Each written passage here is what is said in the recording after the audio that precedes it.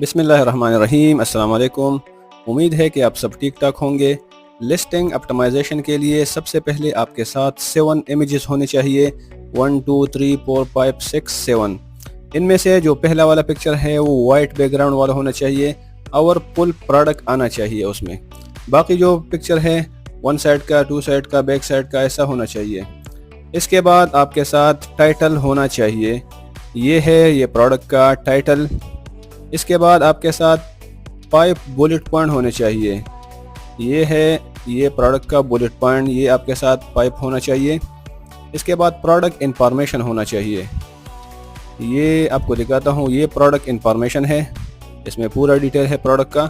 और इसके बाद डिस्क्रिप्शन होना चाहिए आपके साथ। ये है प्रोडक्ट का डिस्क्रिप्शन। ये पूरा आपके साथ है तो आप लिस्टिंग ऑप्टिमाइजेशन कर सकते हैं।